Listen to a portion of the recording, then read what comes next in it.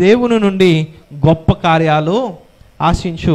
ఎందుకంటే నీవు సేవించుచున్న దేవుడు ఆయన గొప్పవాడు, ఆయన శక్తిమంతుడు, ఆయనకి అసాధ్యమైనది ఏది లేదు. కాబట్టి చిన్న చిన్న కార్యాలు దేవుడి యొద్ద నుండి నీవు అన్నాడు ఆశించుకో. చాలామంది ఏం చేస్తారంటే, దేవా నాకు పెద్ద పెద్ద ఉద్యోగాలు వద్దు నాయనా, చిన్న ఉద్యోగం చాలు. దేవా పరలోకంలో కూడా నాకు పెద్ద పెద్ద స్థానాలు వద్దు నాయనా, బయట వాచ్మెన్గా ఉన్నా నేను చాలా అన్నట్టు ప్రార్థన చేస్తూ ఉంటారు.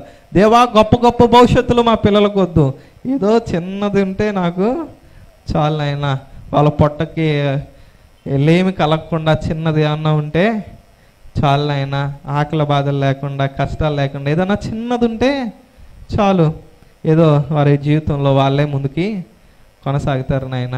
పరలోక రాజ్యంలో కూడా నువ్వు సింహాసనం ఇచ్చిన తండ్రి యొక్క సింహాసనం మీద నేను కూర్చుని ఉన్నాను, జయించువానికి నా సింహాసనమును ఇచ్చేదనని యేసుక్రీస్తు ప్రభువారు ప్రకటన గ్రంథంలో చెప్తారు. చాలామంది ఏమైనా ప్రార్థిస్తారంటే, అయా నువ్వు సింహాసనం ఇస్తానన్నావు కదా, అది నాకు వద్దు, బయట నేను గేట్ దగ్గరే ఉంటాను నాయన, ఆ గేట్ దగ్గర స్థానం, ఆ చిన్న స్థానం నాకు చాలు. చాలామంది విశ్వాసులు ఇలాగే ప్రార్థిస్తుంటారు, చిన్న చిన్న వాటి కొరకు ప్రార్థిస్తూ ఉంటారు. కానీ మన దేవుడు